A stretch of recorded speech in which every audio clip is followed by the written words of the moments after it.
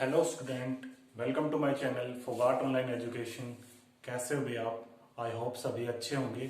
तो देखो, हम क्या करा रहे थे, हम अपने क्लास 10th के 12th चैप्टर पे थे। और 12th चैप्टर हमारा कौन सा था भाई? Area related to a circle. और उसकी देखो हमने 12.3 एक्सरसाइज पे थे बेटा, और उसके हमने 8 क्वेश्चन तक कंप्लीट कर लिए थे। 12.3 एक्सरसाइज का 8th क्वेश्चन था हमारा ट्रैक वाला, वो हमने कंप्लीट कर लिया था ट्रैक वाला क्वेश्चन। और मैंने कहा था भाई कोई भी डाउट हो तो आप बेटा बता दिया करो। आज हम अपने 9th क्वेश्चन से चलते हैं। तो 9th क्वेश्चन का देखो डायग्राम दे रखा है इन फिगर 12.27। साइड में इसका डायग्राम दे रखा है, तो पहले क्वेश्चन को रीड कर लेते हैं। In figure 12.27 A B and C D are two diameter of a circle. एक सर्कल है बेटा और उसकी दो डायमीटर दे रखी है ए बी और C D with centre O, और उनका सेंटर है O, perpendicular to each other, वो दोनों एक दूसरे के ऊपर परपेंडिकुलर है। OD is the diameter of smaller circle, और जो छोटा सर्कल है उस सर्कल के डायमीटर क्या है? ओडी। इफ ओ ए, और ओ ए दे रखी है हमारे पास 7 centimetre. Find the area of shaded reason, हमें शेडेड रीजन का एरिया निकालना है। चलो भाई, पहले डायग्राम बनाता हूं, फिर दोबारा से क्वेश्चन को समझेंगे। तो हमारी एक्सरसाइज है 12.3 और क्वेश्चन नंबर है बेटा हमारा ये 9th क्वेश्चन है। 8th क्वेश्चन तक कंप्लीट हो चुके हैं, 8th तक कोई भी डाउट नहीं रहना चाहिए भाई। तो पहले एक बार डायग्राम बना लेते हैं। देखो, इसने एक सर्कल दे रखा है, बड़ा सर्कल, और इस सर्कल से दो डायमीटर खींच रखी है। ये सेंटर है, जैसे मैंने माना ये सेंटर क्या दे रखा है इसका? O। तो एक डायमीटर तो है हमारी ए बी, और बेटा दूसरी डायमीटर है हमारे पास सी डी। एक डायमीटर ए बी है और दूसरी डायमीटर हमारे पास है सी डी। और क्या दे रखा है इसने? बी से सी तक एक लाइन ज्वाइन कर रखी है, और सी से ए तक भी एक लाइन ज्वाइन कर रखी है। और इसने एक सर्कल बनाया हुआ है यहाँ पे, ये सर्कल, एक सर्कल और बना रखा है। अब जो पार्ट, जिस पार्ट का हमें एरिया निकालना है उसको इसने शेड किया हुआ है। एक तो इस पूरे पार्ट का हमें एरिया निकालना है, और एक इस छोटे से पार्ट का हमें एरिया निकालना है, और एक इस पार्ट का भी हमें एरिया निकालना है। तो ये है हमारा शेडेड रीजन। अब देखो उसने दे क्या रखा था क्वेश्चन में? A B and C D are two diameter. एक तो ए बी और एक सी डी, ये दो डायमीटर है हमारे पास। डायमीटर समझते हो ना भाई? एक डायमीटर ए बी है जो लाइन सेंटर से जा रही है, एक लाइन हमारे पास सी डी है वो भी हमारे डायमीटर सेंटर से पास हो रही है, और दोनों एक दूसरे के ऊपर क्या है? परपेंडिकुलर है। मतलब यहाँ 90 डिग्री का एंगल बन रहा है हमारे, यहाँ भी 90, यहाँ भी 90, परपेंडिकुलर है। यहां तक बात क्लियर है? फिर कह रहा है OD is the diameter of smaller circle. अब इस छोटे सर्कल की डायमीटर है ये ओडी, ये हमारी इस छोटे सर्कल की डायमीटर। और क्या दे रखा है इसने हमारे पास क्वेश्चन में? इफ ओ ए, अगर हमारा ओ से ए तक का डिस्टेंस 7 सेंटीमीटर हो, ओ से ए तक का डिस्टेंस क्या है? 7 सेंटीमीटर। तो हमें शेडेड रीजन का एरिया फाइंड आउट करना है। अब देखो क्वेश्चन को स्टार्ट करते हैं, ठीक है? बिल्कुल आराम से करेंगे, कोई जल्दबाजी नहीं है। एक बड़ा सर्कल है भाई, सर्कल के अंदर दो डायमीटर खींची हुई है, एक डायमीटर ए बी है और दूसरी डायमीटर हमारे पास सी डी है, और सर्कल का सेंटर है ओ, ये पॉइंट ओ है। तो अगर मैं ओ से सी तक की बात करूं, क्या ये बड़े सर्कल का रेडियस है भाई? बिल्कुल है। ओ से बी तक की बात करूं तो ये भी सर्कल का रेडियस है, बड़े वाले सर्कल की बात कर रहा हूं। ओ से ए तक की बात करूं तो ये भी रेडियस है। तो इसने ओ ए दे रखा हमारे पास 7, तो बेटा ओ ए 7 है तो ओ सी भी 7 होगा, ये भी तो रेडियस है।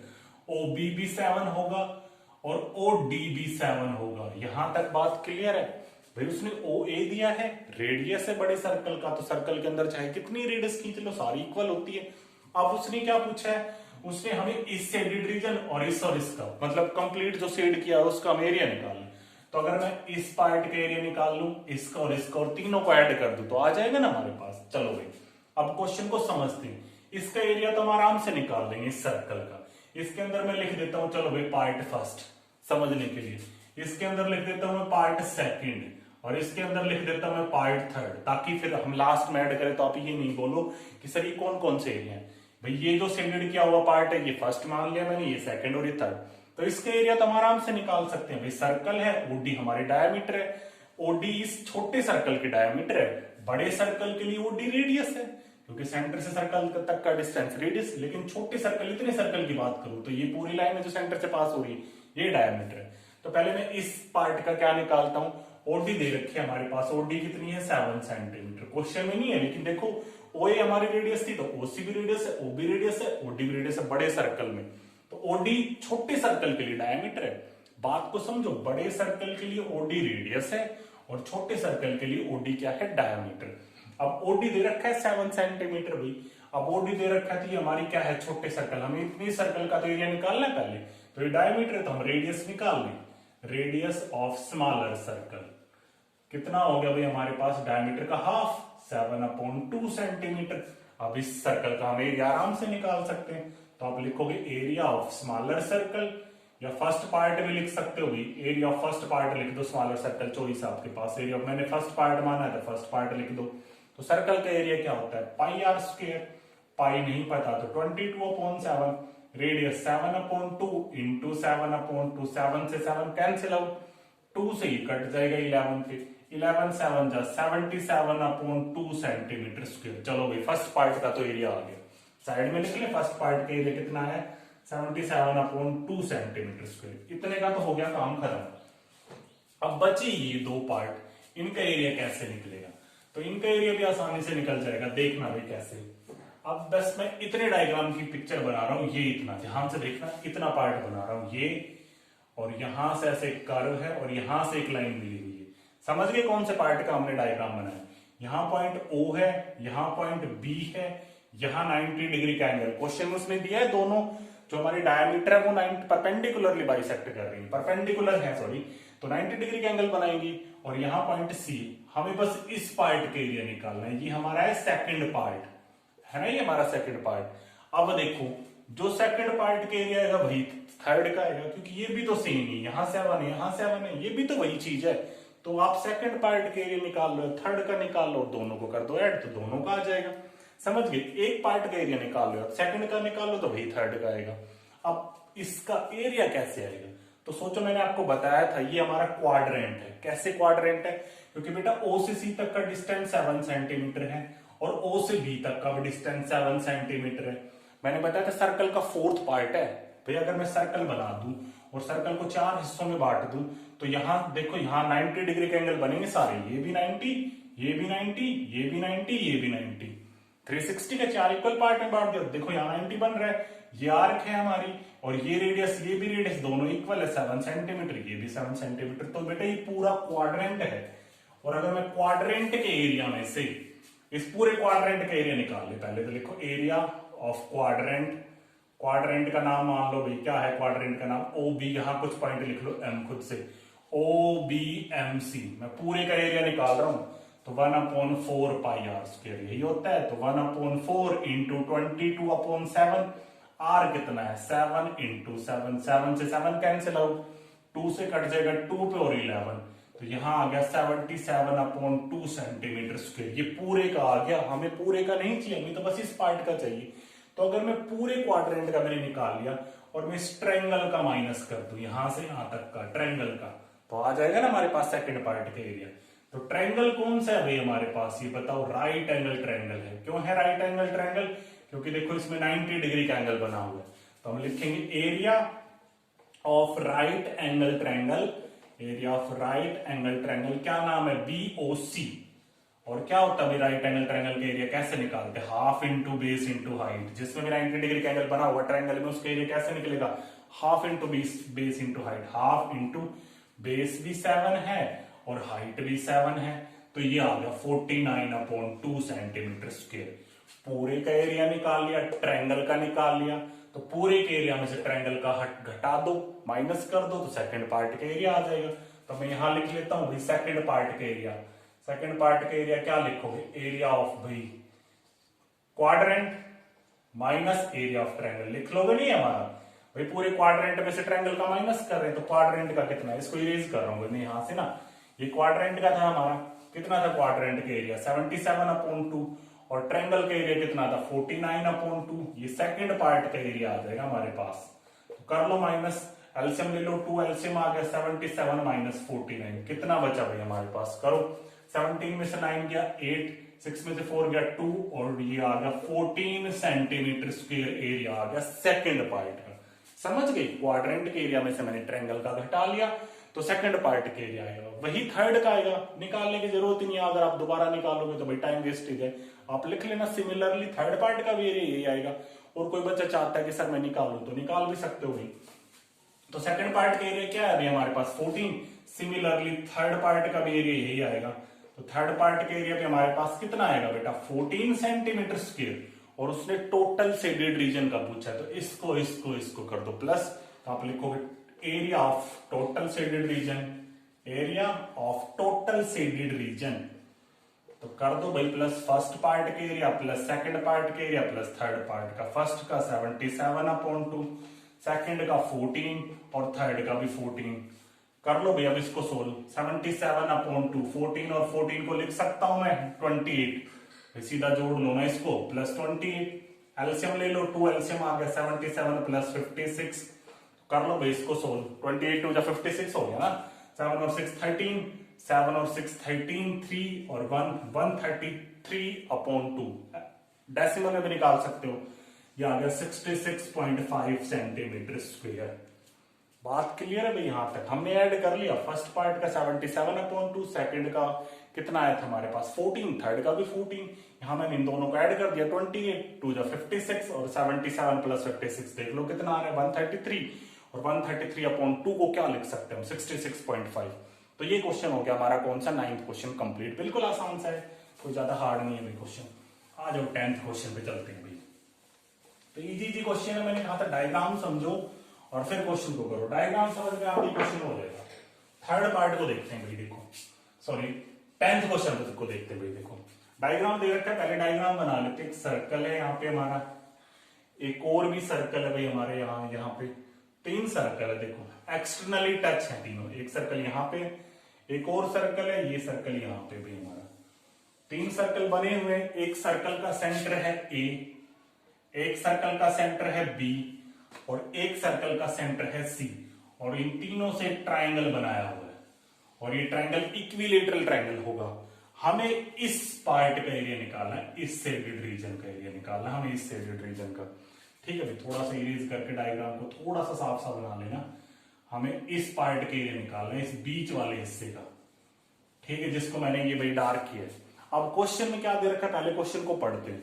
एरिया ऑफ इक्विलेटरल ट्रायंगल, ये जो एबीसी है ये एक इक्विलेटरल ट्रायंगल है, और इसका उसने एरिया दे रखा है, area of equilateral triangle ABC, और कितना दे रखा है बेटा इसका एरिया 17320.5 सेंटीमीटर स्क्वायर, ये इस पूरे इक्विलेटरल ट्रायंगल का एरिया है। और क्या दे रखा है, with each vertex of a triangle, मतलब इस ट्रायंगल के हर वर्टेक्स, वर्टेक्स समझते हो ना पॉइंट, ट्रायंगल के 3 वर्टेक्स होते हैं ए बी सी, इस ट्रायंगल का वर्टेक्स 3 है हमारे पास ए बी और सी। वो क्या कर रहा है, ट्रायंगल के हर वर्टेक्स को सेंटर मान के, मतलब इसने यहां कंपास रखा, ये सर्कल का सेंटर, यहां कंपास रखा, ये सर्कल का सेंटर, यहां कंपास रखा, ये सर्कल का सेंटर।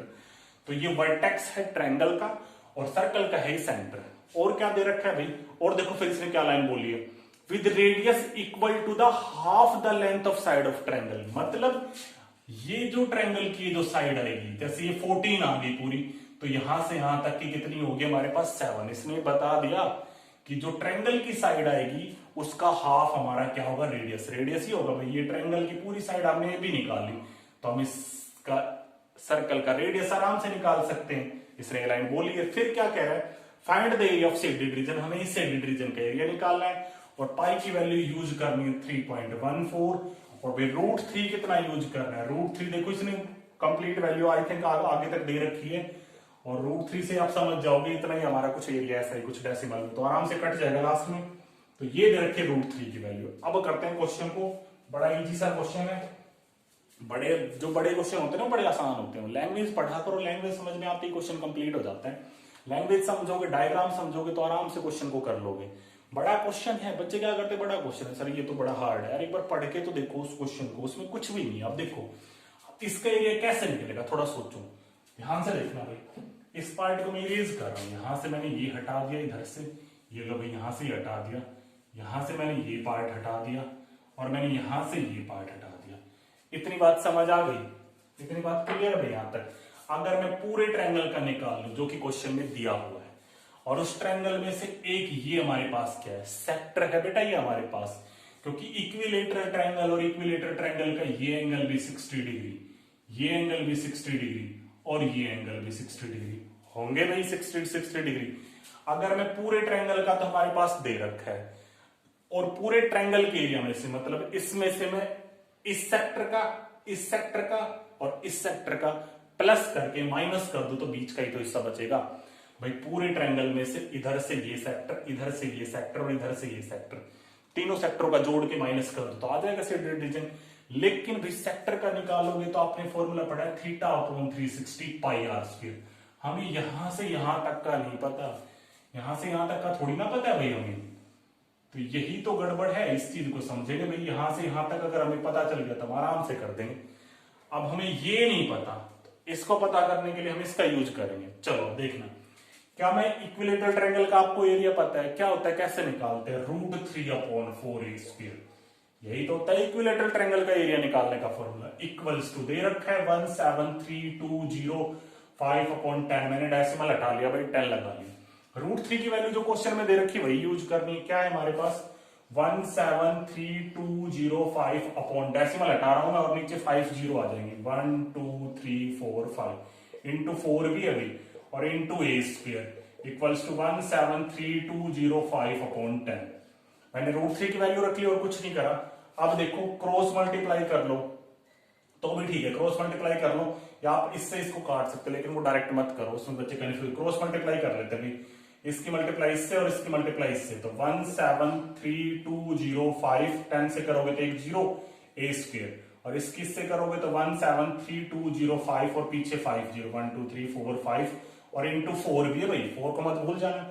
अब ए स्क्वायर निकालना है क्योंकि हम इस ट्रायंगल की पूरी साइड ही तो निकालनी है, और साइड आ गई तो रेडियस होगा उस साइड का आधा, तो ये नीचे चला जाएगा डिवाइड में 173,205 और 5 0 1 2 3 4 5 इंटू 4 अपॉन 173,205। अब इसको 4 से मल्टीप्लाई करने मत लग जाना क्योंकि बेटा सीधा कट रहा है, 4 से करोगे फिर डिवाइड करोगे तो कंफ्यूजन अपने दिमाग में मत क्रिएट करो। ये सीधा कट रहा है, देखो 1 0 से 1 0 कट गई और इससे इसको काटोगे तो पूरा पूरा कट जाएगा 1 पे, तो कितना है 1 के पीछे कितनी जीरो बची 1 2 3 4 और 4 से मल्टीप्लाई कर लो तो ये स्क्वायर आ गया 4 के पीछे 4 0। बात समझ आई भाई, ये पूरा पूरा कट गया, 4 0 बची और 4 से मल्टीप्लाई करोगे तो 4 के पीछे 4 0। अभी किसका स्क्वायर होता है, ये स्क्वायर होता है 200 का भाई, 200 का स्क्वायर ही तो होगा 40,000 और स्क्वायर से स्क्वायर को काट दो तो साइड आ गई 200 सेंटीमीटर। यहां से यहां तक की हमें पता चल गई 200 सेंटीमीटर, यहां से यहां तक की भी पता चल गई 200 सेंटीमीटर, यहां से यहां तक की पता चल गई 200 सेंटीमीटर, और इसी की तो रिक्वायरमेंट थी। साइड आ गई तो रेडियस कितना होगा सेक्टर का 100, तो अब कर लो भाई, आपको आसान सा हो गया। ये बात समझ आ गई, मैंने बस इक्विलेटरल ट्रायंगल का एरिया का फॉर्मूला लगाया और कुछ नहीं करा मैंने। तो चलो भैया सेक्टर का एरिया निकालते हैं, एक सेक्टर का निकाल लेते हैं। पहले लिख लो रेडियस ऑफ सेक्टर, सेक्टर की रेडियस क्या होगी, रेडियस ऑफ सेक्टर, सेक्टर की रेडियस होगी भाई 200 है, 200 देखो ये पूरी है, इसका आधा कर दो 100 सेंटीमीटर किसी भी सेक्टर की रेडियस होगी, और आपको पता है इक्विलेटरल ट्रायंगल है तो सारे एंगल लाइन 60 डिग्री के। तो अब लिख लो एरिया ऑफ वन सेक्टर, एक सेक्टर का निकाल लो किसी भी सेक्टर का, theta upon 360 pi r square, theta 60 दे ही रखा है, 60 अपॉन 360, पाई की वैल्यू जो दे रखी वही यूज करनी 314 अपॉन 100 इंटू आर कितना है हमारे पास 100 इंटू 100, 2 0 से 2 0 कैंसिल आउट, 1 से 1 0 कैंसिल आउट, 6 से काट लो 6 पे चला जाएगा, फिर 2 3 जा 6 और यहां आ जाएगा। एक काम करो 100 को मत काटो, 100 को काटोगे तो मल्टीप्लाई करना पड़ेगा, इसको काट लो 157, तो ये आ गया 15700 अपॉन 3 सेंटीमीटर स्क्वायर। एक सेक्टर का है, 3 सेक्टर है हमारे पास, तो लिखो एरिया ऑफ 3 सेक्टर, 3 सेक्टर का निकालोगे तो बार बार थोड़ी ना निकालना है, इसको सीधा 3 से मल्टीप्लाई कर दो, 15700 अपॉन 3 इंटू 3, 3 से 3 कैंसिल आउट, तो 15700 सेंटीमीटर स्क्वायर। ये तीनों सेक्टर का एरिया आ गया। लेकिन हमें सेक्टर का नहीं निकालना, हमें शेडेड रीजन का निकालना है। तो सेक्टर का निकालोगे तभी तो शेडेड रीजन का आएगा। तो पूरे ट्रायंगल का दे रखा था और ट्रायंगल में से इस सेक्टर और इस सेक्टर तीनों का मैंने निकाल लिया, तो पूरे ट्रायंगल इक्विलेटरल ट्रायंगल के एरिया में से ये माइनस कर दो तो आ जाएगा शेडेड रीजन का। तो लिखो भैया, अब देखो area of shaded region, area of shaded region, shaded portion shaded region कुछ भी लिख सकते हो, equals to area of equilateral triangle minus area of 3 sector, तीनों सेक्टरों का एरिया कर दो भाई माइनस। अब इक्विलेटरल ट्रायंगल का हमारे पास कितना है, ये दिया हुआ है 17320.5 और तीनों सेक्टरों का कितना है 15700। डेसिमल लगा के जीरो चाहिए कितनी भी लगा सकते हो 5, यहाँ 0 2 30 में 7 गया 6 और 6 में से 5 गया 1, तो आंसर आ गया 1620.5 centimetre square. Question number 10th complete हो गया। 10th ही क्वेश्चन है हमारा। सबसे पहला काम बस आपको यही याद करना था, यही निकालना था कि हम इस इक्विलेटरल ट्रायंगल की साइड कैसे निकालें। वो आप सीधा फॉर्मूले से निकाल सकते हो, इक्विलेटरल ट्रायंगल के एरिया के फॉर्मूले से।